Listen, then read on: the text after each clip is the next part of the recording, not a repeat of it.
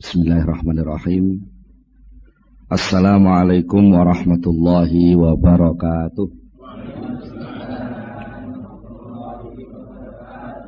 Bismillahirrahmanirrahim. Innal hamdalillahi jami'a wassalatu wassalamu ala sayyidina Muhammadin asyrafil khalqi jam'a wa ala alihi wa ashabihi alladhina nalu as-sa'adatal haqiqiyata fid dunya wal uqbah.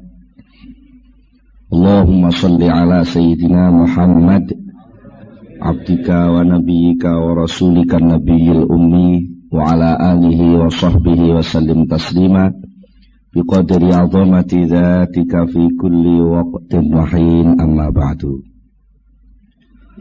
Para sesepuh penesepuh, bapak-bapak, hadirin hadirat ingkang kula hormati, alhamdulillah dalu menika kula lan panjenengan saged sami-sami ngempal pinarak wonten ing majelis pengaosan menika. Saperlu berusaha ningkataken keimanan, keislaman kula lan panjenengan sedaya. Insyaallah mangke badhe kita waos sesarengan, kita kaji sesarengan kitab Al-Hikam dening Syekh Ibnu Athaillah As-Sakandari. Ananging kangge pertemuan ingkang pertama menika langkung rumiyin badhe kula aturaken setunggalipun pengantar. Sekranten kitab Al-Hikam menika ingin dipun wastani rekaman laku, rekaman rasa dening ingkang nyusun nggih menika Syekh Ibnu Athaillah. Mila sampun sakpasipun menawi saderengipun perlu wonten setunggalipun pengantar supados mangke menawi sampun dumugi lumebet wonten ing pembahasan kitab Al-Hikam mangke insyaallah mboten kedadosan tumpang suh pemahaman kula panjenengan sedaya. Pertama ingkang badhe kula aturaken nggih menika ngingingi soal tasawuf secara umum. Nggih menika tasawuf ingkang dipun lampahaken dening para ulama salaf.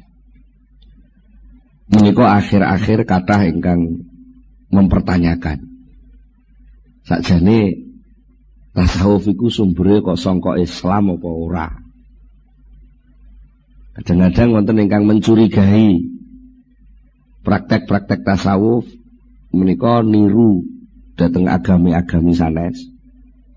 Wonten ingkang nuduh praktek tasawuf menika sampun melenceng saking ajaranipun Rasulullah sallallahu alaihi wasallam. Menika sedaya lumrah. Jalaran barang niku lek edi, barang niku lek apik, niku mesti akeh sing imitasi. Jadi dengan kru enten merek napa ngoten nggih. Sing terkenal ngoten gudang garam kok.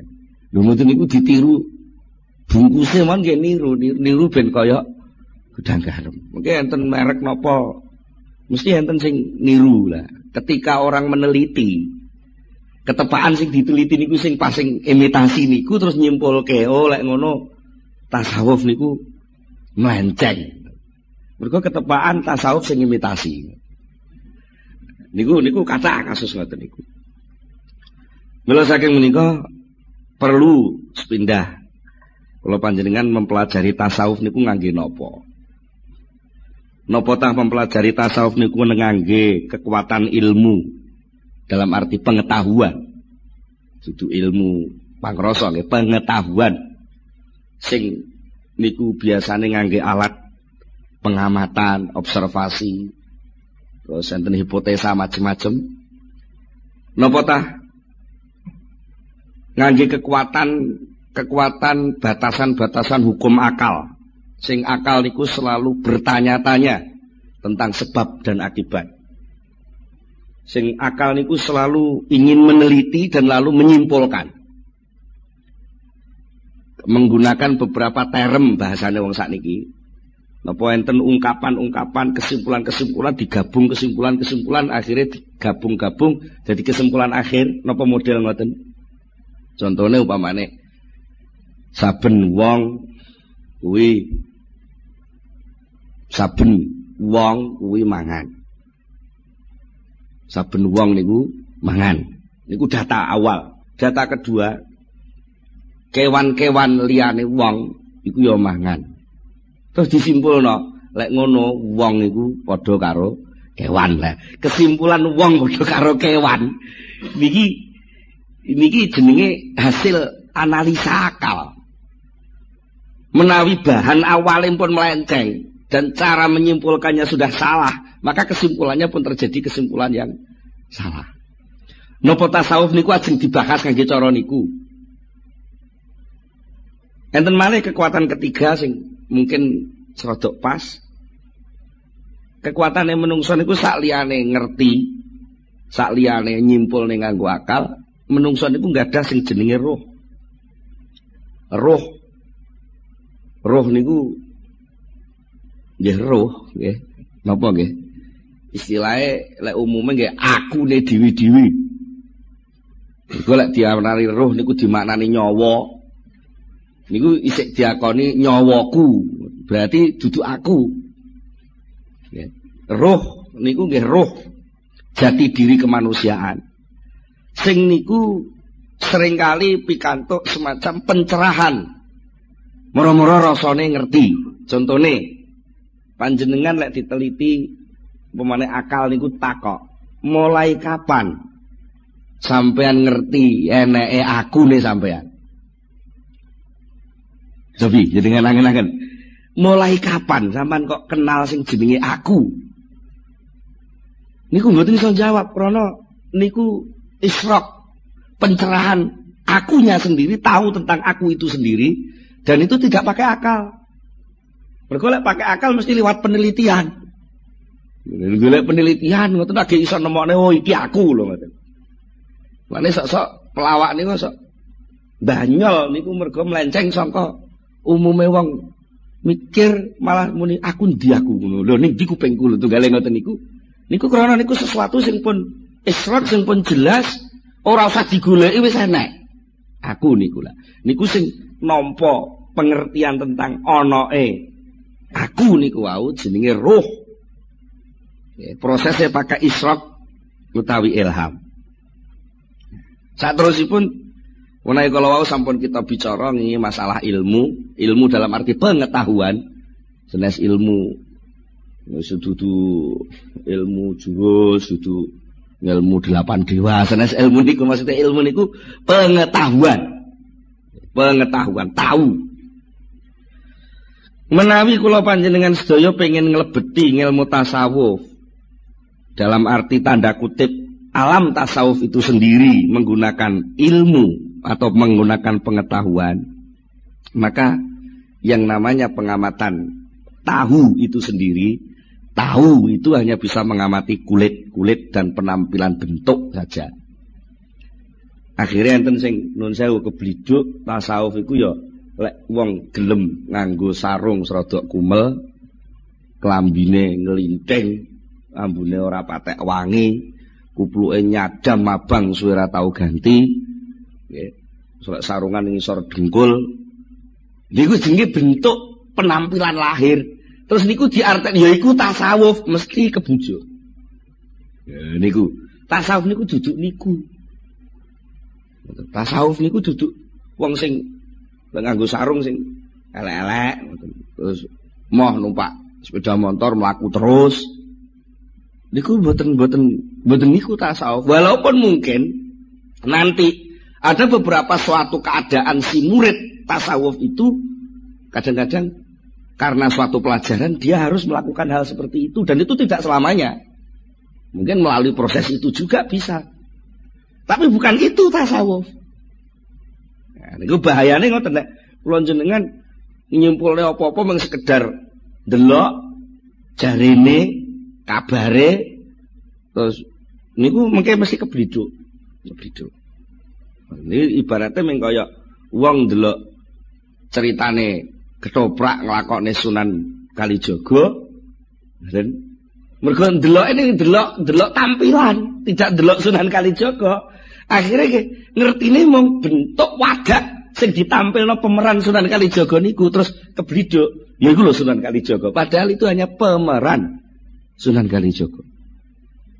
Iku bahayane wong sing mengamati tasawuf ngangge pengetahuan. Lajeng enten malih sing mengamati tasawuf ngangge akal.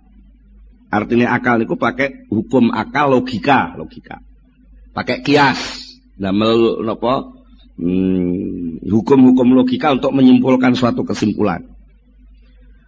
Mergo nalikane kula panjenengan menggunakan akal untuk memasuki lautan tasawuf yang tak terbatas itu. Kalau kita memasuki taman-taman indahnya tasawuf, lalu kita menggunakan akal yang serba bertanya dan mesti letterlek saklek. Nek iki nek A mesti kesimpulannya B. Nek A gandeng karo B arep muncul jenenge C dan begitu seterusnya. Niku pol-polane pol kemampuan akal niku hanya mengamati materi lahir. Senajan materi lahir niku kenging tinggi bahan awal pemikiran akal niku piyambak. Contohnya niki ana biting siji, ana maneh biting maneh siji. Terus sampean amati disimpulke biting siji dijejer karo bitung siji kesimpulannya biting loro. Niku akhirnya terus dienggo pedoman senajan bitinge wis gak enek, akal pun mlaku dhewe. Siji ditambah siji mesti loro. Karena napa bahan awale keng materi. Lah mongko sing jeneng tasawuf itu bahan-bahan yang dipakai pemahamannya bukan material. Tapi langsung niku sesuatu yang gaib. Ya, sesuatu yang gaib, sesuatu sing begitu luas di alam awang-awang ibaratnya ngoten, sing tak terbatas. Niku lek ngangge akal akhirnya mengke cara wong ngoten pengen mengarungi seluruh dirgantara tapi piyambake namung ngiberno layangan ngoten tok. Napa nggih saged gayo? Mboten saged. Wong sing wis canggih ngangge napa kongkot mau iso rutuh kok nggih. Nggih to nggih. Ngenane lah ngoten. Pesawat paling canggih kongkot iso kecelakaan. Napa malih niki soal alam di balik alam kemanusiaan itu sendiri yang itu terkait erat dengan nurun nubuwah, cahaya kenabian. Alam wahyu, alam gaib. Alam inti manusia yang itu sendiri, manusia itu sendiri adalah rahasia Allah Subhanahu wa taala.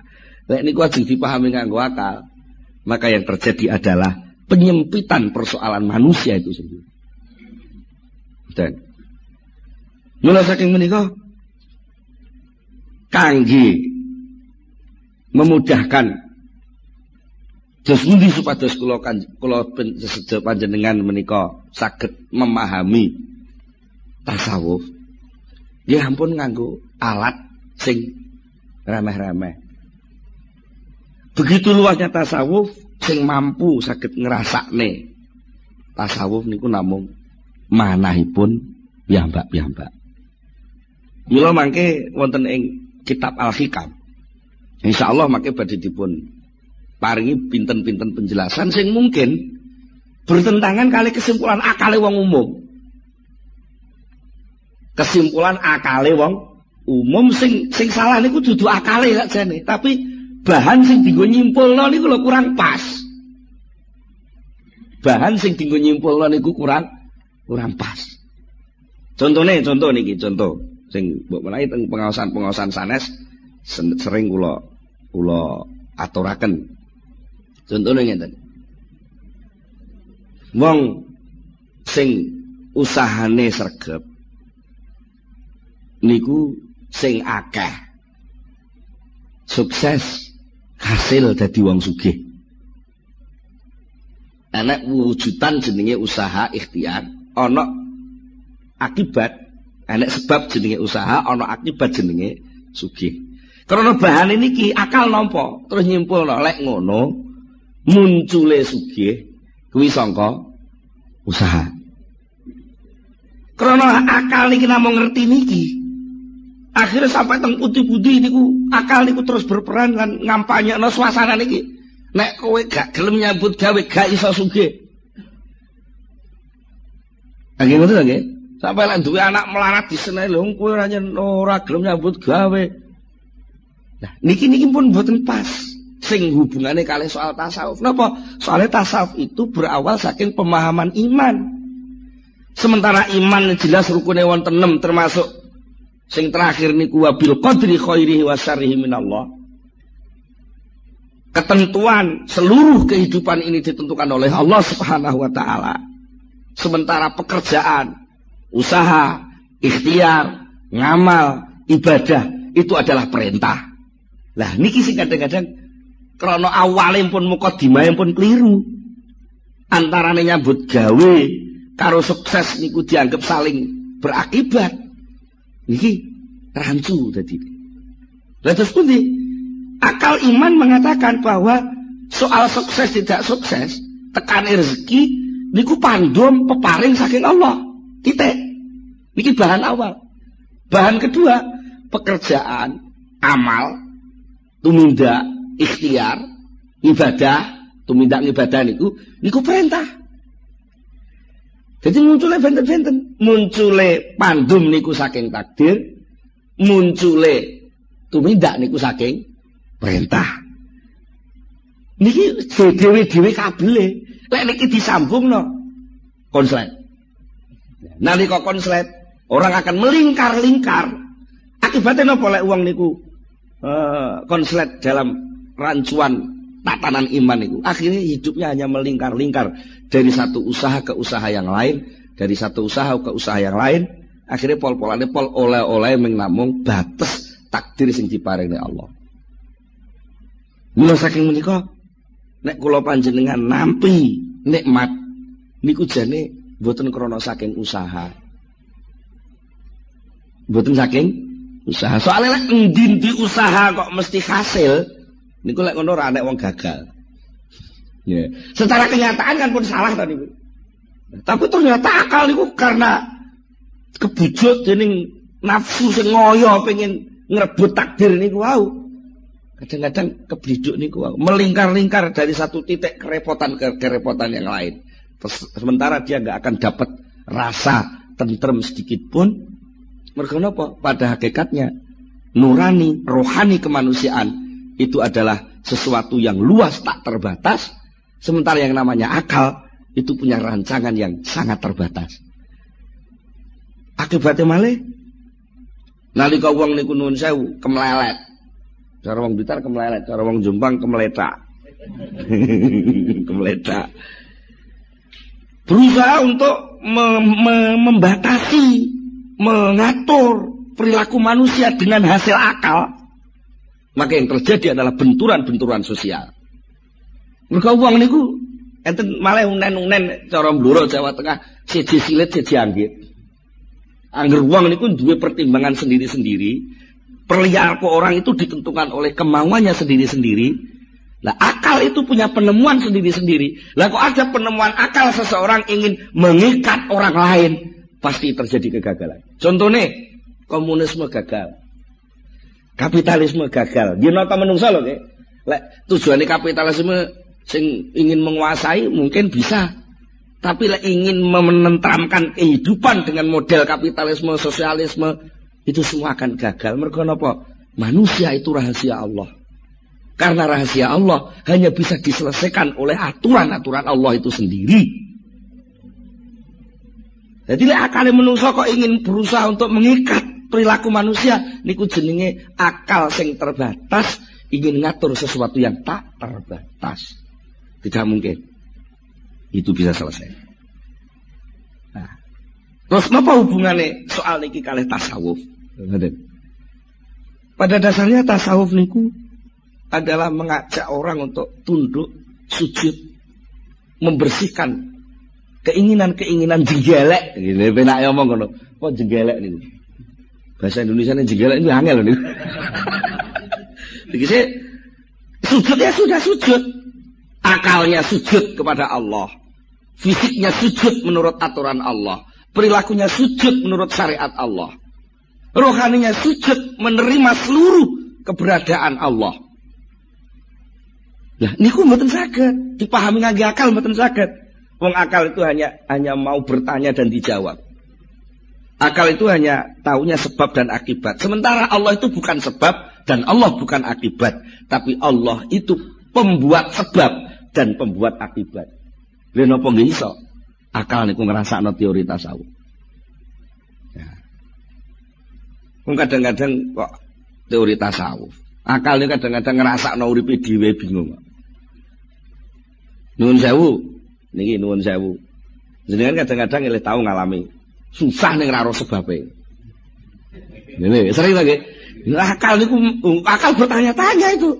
Jane nyapa to aku kok susah iki nyapa? Duit wis nyekel, bojo nyanding. Bojo wis nyanding, duit wis nyekel, pangkat wis dhuwur. Tapi apa gak susah iki jane sing tak susah iki apa? Kaki agak bingung nggih. Karena apa? Itu soal rohani, soal inti kemanusiaan. Mulane lajeng larinya kadang-kadang lari kepada materi lagi sehingga terjadi penurunan derajat kemanusiaan. Contone nalika piyambake jibeg karo sebabe, mergo wis dadi wong sukses. Asale ndek omahe ning desa, terus dadi artis urip ning kota, sembarang kalir keturutan. Mergo honore leh dadi artis niku wis cukup sak cukup-cukupe. Tapi apa enggak ada yang kurang? Mergo napa? Ora sujud. Karena sujud itu pada hakikatnya adalah watak dasar kemanusiaan itu sendiri. Ketika watak dasar itu enggak dilakukan, cara wadak ngoten keju. Ngertos keju nggih. Wong biasane obah-obah terus gak diubahne niku keju.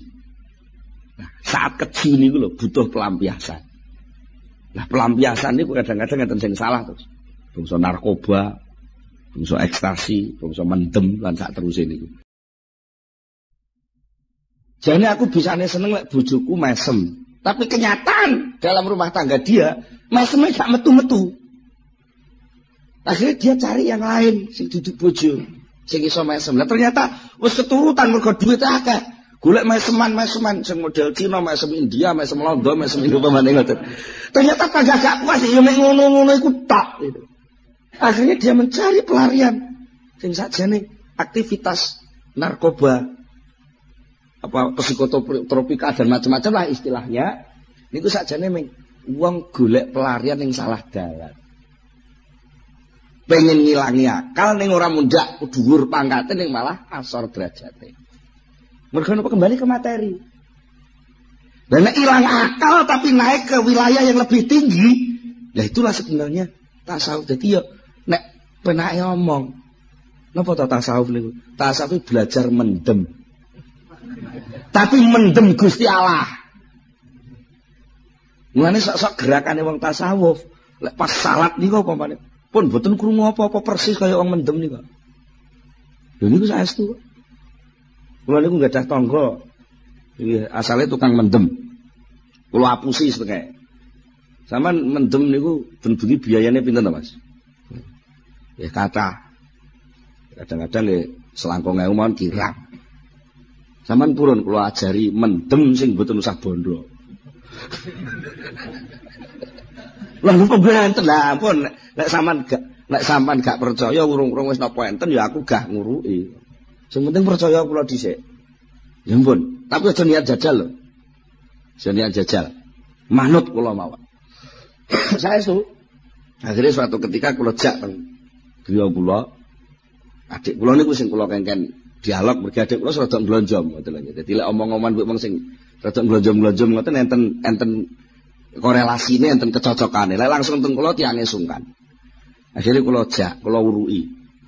Coba lah. Sampean jane wong mendem niku persoalannya lak sampean jibek to, bojo sampean nyeneni terus, sampean gak nyambut gawe. Sumpek to sampean nggih. Lah sampean pengen gak sumpek. Ya mlayu aja ning donya. Lah sarane jos pundi? Ayo melu kula. Kula jak teng omah kula. Terus nggih biasa tahlil-tahlil sing biasa dilakoni wong NU niku lho. Sing nggih ana niku mboten kula uruki kawitane piyambake nggih tau teng langgar cilikane kok nggih. Tau teng langgar tesih fasih kula jajal niku maca Fatihah nggih sik fasih terus sik fasih. Kula urung inget terus soal unen-unen. Unen-unen niku sampean manut kula. Tapi soal jero sampean latihan muni Allah, Allah, Allah, Allah, Allah. Pun saestu kula gene leh kula tahlilan mboten ping 100, mboten ping 200. Pokoke puteran tasbih niku entek kula baleni terus sampai kula dhewe gak ngitung. Jadi ku akhirnya piyambake jan gereng-gereng persis kaya wong mendem. Tapi wajahnya jelas. Wajahnya ada semacam pencerahan. Karena napa? Piyambake atine pun dijebol dening nuru zikri. Cahaya zikir. Sing nuwun sewu, kadang-kadang zikir itu diselepelekne kalih wong-wong. Padahal zikir itu pengaruhnya sangat besar sekali. Zikir itu kan namung sesebutan. Sesebutan itu lak jeneng. Lah jeneng niku penting lho nggih. Tapi, lha upamane enten wong sembarang kalian men nganggo jeneng kok. Jeneng niku lah milih ya tenanan. Duwe dagangan kudu enek merek sing pas. Kados studio sing ngrekam niki. Nggih. Niki lah golek jeneng ya wis diitung. Mboten sembarang ngawut ngoten kok. Pokoke radio jenenge Dugel ngono ya ora pantes gitu. Lah itu sudah. Lah atik niki sesebutan. Sebutan unen-unen. Contone upami. Mboten ngandel. Podo-podo barang gak ngerti sampean dereng tau bukti. Durung tau roh buktine. Liwat teng pinggir desa ngisor barongan teng sanding bu. Bareng-bareng bocah akeh ngoten. Terus sing sitok iku nyebut, "Demet." Terus mung reaksi sing muncul. Keplayu padahal duwite gak enak. Nek namung sesebutan mon berpengaruh. Lah benten lek liwat ngisor barongan bareng-bareng wong akeh terus salatullah salamullah ora ana apa-apa. Dan ada reaksi riang. Lah apalagi kalau itu nama Allah. Allah niku penguasa ning penguasa. Allah niku leluhuring luhur-luhuring luhur. Maha dan maha sembarang maha niku Allah. Kok disebut masuk tenggene nur ning tenggene ati. Ini mesti bereaksi.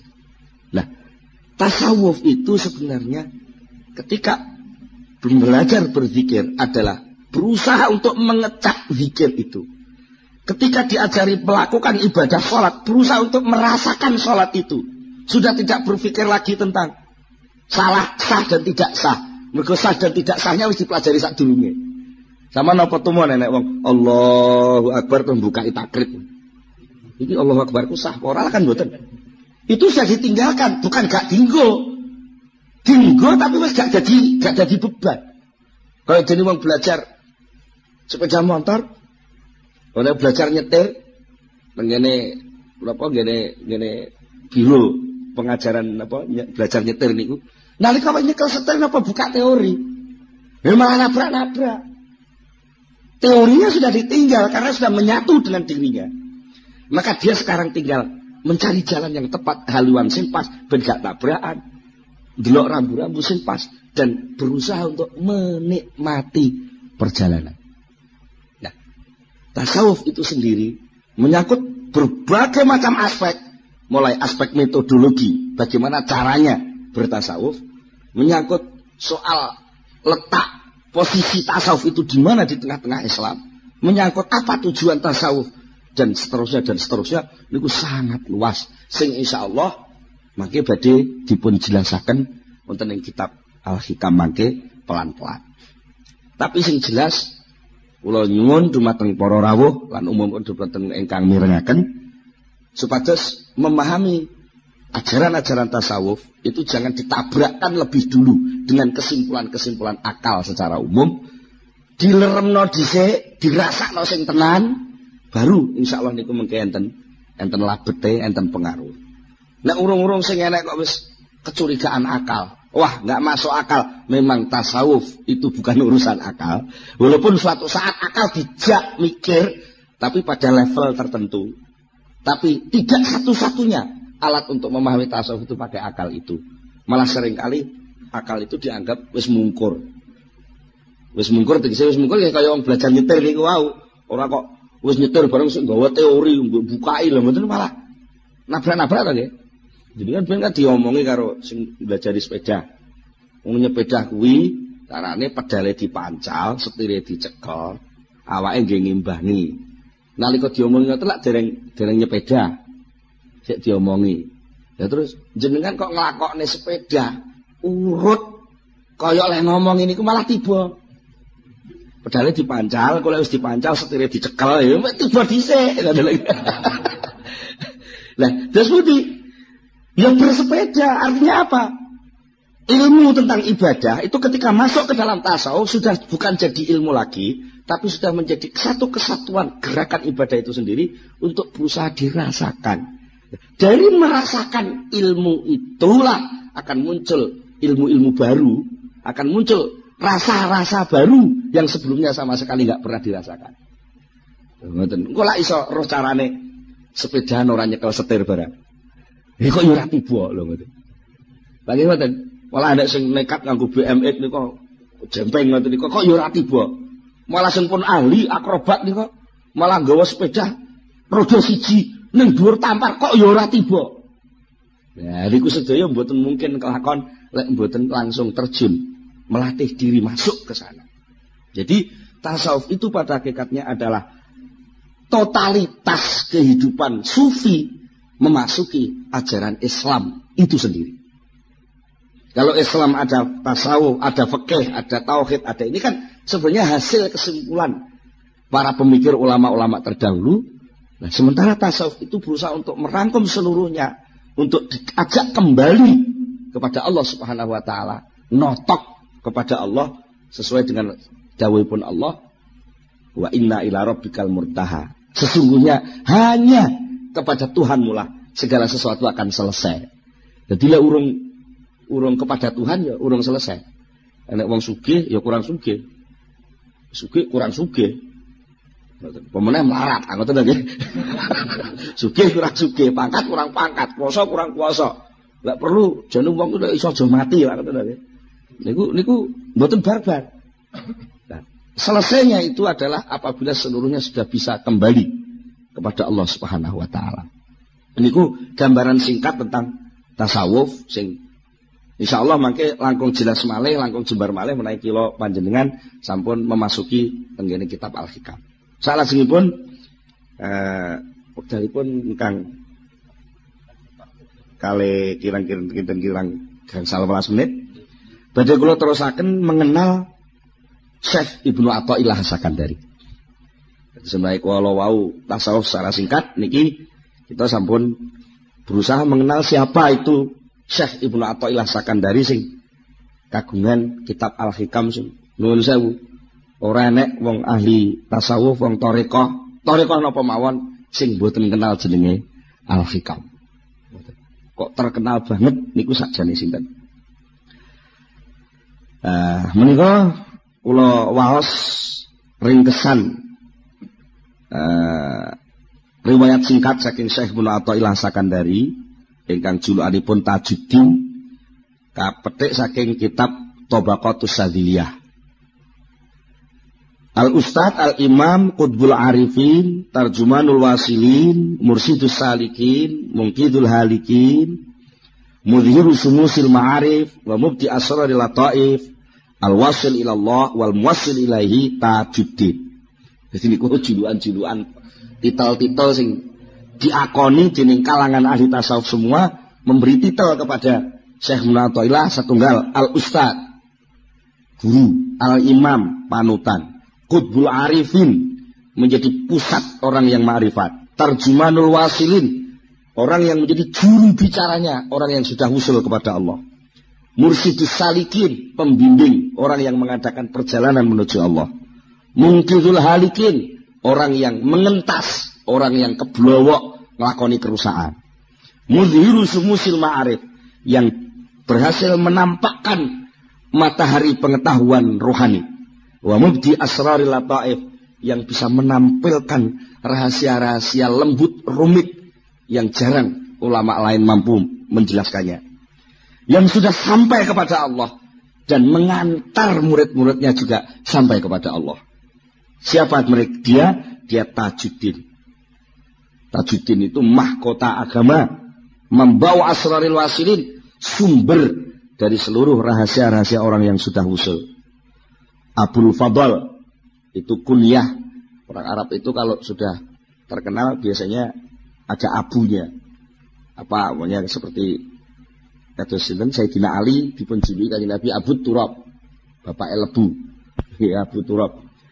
Dan ini Abul Fadl Sayyidi Ahmad, asma aslinya Ahmad bin Muhammad bin Abdul Karim bin Abdurrahman bin Abdullah bin Ahmad bin Isa bin Al-Husain bin Athaillah Al-Juzami. Nasabipun ngantos dugi kabilah Juzam, lajeng mazhabipun mazhab Maliki. As-Sakandari menika nami tempat tinggalipun, keranten panjenenganipun nalika sampun madhep dados kiai niku manggenipun wonten ing Iskandaria, Mesir. Ngoten. Sedane wonten dusun Qarafi. As-sufi haqiqatan, yang baik secara hakiki menekuni kesufian. As-sadili tariqatan, tariqahipun tariqah sadiliyah. Ajubatu zamanihi. Ajubatu zamanihi itu cara gampangane dadi pengeram-eram nalika dik sijik sugenge. Wa nukhbatu asrihi wa awanihi al-jami' li anwa'il ulum, sing berhasil mengumpulkan, merangkum dari berbagai macam ilmu, mulai dari tafsir, hadis, fikih, tasawuf, usul fikih, nahwu, sharaf lan sak macam-macame sedaya dipun kuasai.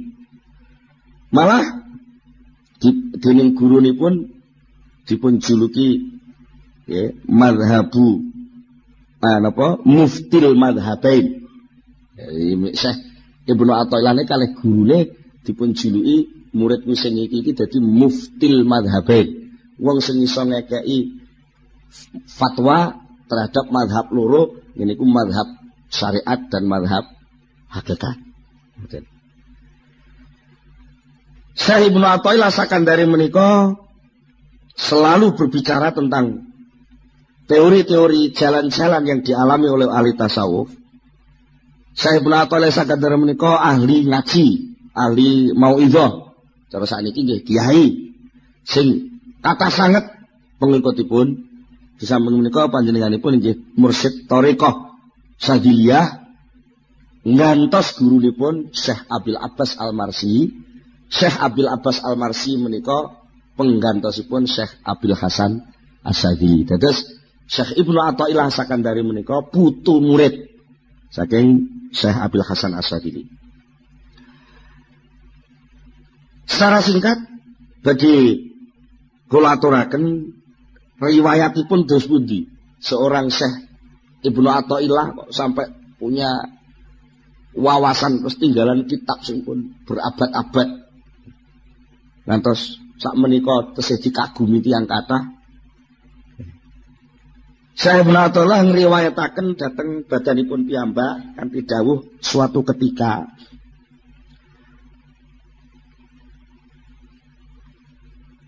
Syekh Ibnu Athaillah menika nggadahi semacam napa nggih persoalan konflik antawisipun Syekh Ibnu Athaillah kalih murid-muridipun Abil Abbas Al-Marsi.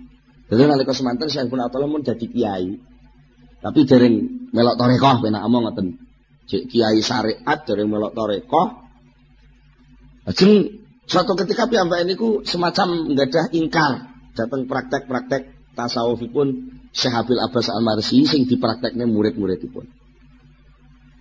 Jarat mukhasamatun baini wa baina ahad di ashabi Sayyidi Abil Abbas Al-Marsi qabla suhbatilahu.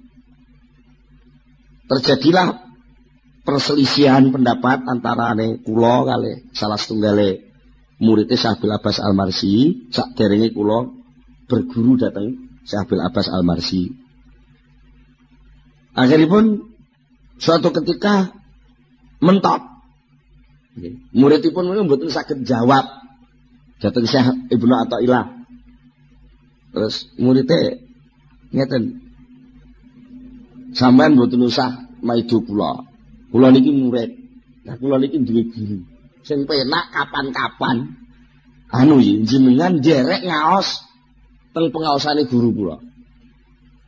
Ya ngoten, derek ngaos teng pengaosane guru kula. Akhiripun dipun angen-angen kalih Syekhul Athaillah. Qultu fi nafsi, aku ngomong ning atiku dhewe, ya bener pancen ya ngono. Ngoten niku teng jero ati. Wes lek ngono daripada aku bantah-bantahan maido-maido perkara sing aku dhewe urung ro datane. Jare aku ki kiai ngalim ngomongno perkara sing urung jelas. Tak memperjelas persoalan. Cara sakniki tabayun. Nggih. Memperjelas persoalan aku tak melok ngaji rono. Ngoten. Lek pancen kiai kuwi bener-bener hak apa sing didhawuhne mesti karo Allah taala dimunculne tanda-tanda kebenaran. Akhire saestu jeneng Syekh Ibnu Athaillah sowan. Mboten sowan nggih melok ngaji ngoten mawon. Pas pengajiane Syekh jeneng Abil Abbas Al-Marsi kala wau. Lajeng ngoten. Syekh Abil Abbas Al-Marsi niku nalika niku pas nerangne tingkat-tingkat pesulukan. Ngoten pas nerangne ngoten niku Syekh Abil Abbas Al-Marsi napa nggih nerangne niku sampai panjang lebar pun sampai napa nggih cara kanu dipahami wong biasa angel. Mergo diantarane sing didhawuhne ngeten, diantarane niku. Syekh Abil Abbas Al-Marsi niku berbicara tentang anfas, tentang kehidupan, kedirian seseorang. Nerangaken derajat-derajat suluk dumateng Allah. Nerangaken tentang pengetahuan-pengetahuan, pengalaman-pengalaman sing dilakoni wong suluk. Nerangaken tingkat kedekatane wong suluk dumateng Allah, macem-maceme wong suluk. Sampai panjenenganipun dawuh sing pertama Islam. Niku jenenge darajatul inqiyad, derajat tunduk dumateng Allah. Terus taat, terus nglakoni syariat. Sing nomor loro iman, yaiku diarani maqam ma'rifat, mengenal hakikat syarak dengan mengerti keharusan-keharusan hamba. Niku lek wong pun tingkat iman. Lajeng sing nomor 3 ihsan. Niku suasana orang membuktikan kehadiran Allah Subhanahu wa taala dalam hatinya. Dengan istilah lain, terus saya Abil Abbas, istilah lain kamu bisa berkata, yang pertama Islam itu namanya ibadah, yang kedua iman itu namanya ubudiyah, yang ketiga ihsan itu abudah. Diterangke malih, istilah-istilah sampai pinten-pinten istilah. Sing cara wong ngaji sampai blenek. Pinten-pinten istilah. Akhirnya kesimpulanipun Syekh Ibnu Athaillah sing asale janipun serodok suudzon dhisik niku wau, piyambake terus yakin. Akhirnya kula yakin terus Syekh Ibnu Athaillah bahwa Abil Abbas Al-Marsi ini dapatnya ilmu tidak sekedar dari kitab, tapi langsung dia dapat loberan lautnya ilmu Allah. Nek teko kitab ae aku wis kenal kok wong aku jago kitab ibaratnya cara sakniki ngoten. Aku tukang maca kitab wong aku wis kiai. Ya tapi ki ana ukapan-ukapan ukara-ukara sing secara apapun gak kena dibantah, tapi ora ana di kitab. Mesti iki saka pangeran. Akhirnya dengan begitu sapunipun ngaos Syekh Ibnu Athaillah terus ilang suudzone teng Abil Abbas malah sing enten rasa tresna lan demen. Sing tekane niku dadak. Ngoten, tekane dadak. Bangsa wangsul teng pengajian dia tidak mampu untuk masuk ke rumah. Kaya-kaya niku ndelok omah niku wis mboten iso. Pokoke kaya-kaya piyambake mlebu omah niku wis ora doyan lah ben apa. Ketolak, atine nolak mau mlebu omah. Terus enten rasa-rasa sing aneh. Sing sakjane apa to rasa kuwi niku mboten ngerti.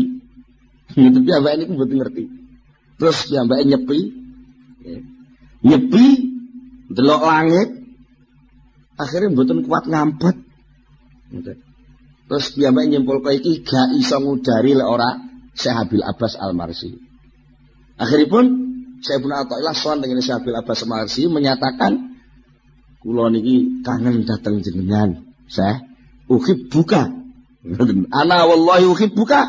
Akhirnya Syekh Abil Abbas jawab, ahabbakallahu kama ahbabtani. Ya muga-muga Gusti Allah nyenengi sampean kaya oleh sampean demen teng kula.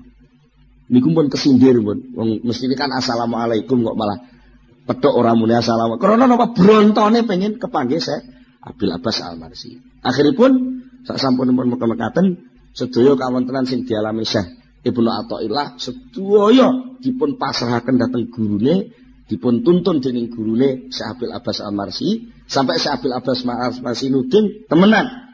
Lek bocah nom sing wis pinter dadi kiai iki kok manut aku tenan tekun. Sok ben akhire dhek arep dadi muftil madhabain.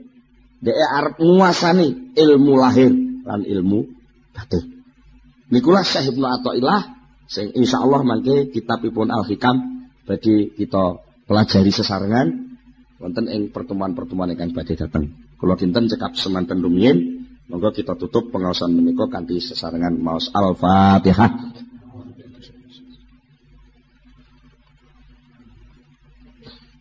Allahumma shalli ala sayyidina Muhammad sallallahu alaihi wa sallam wa sahabati Rasulillah ajma'in alhamdulillah rabbil alamin hamdan yuwafi ni'amahu wa yukafi mazidah ya rabbana lakal hamdu kama yanbaghi li jalali wajhika wa 'azimi sultanik.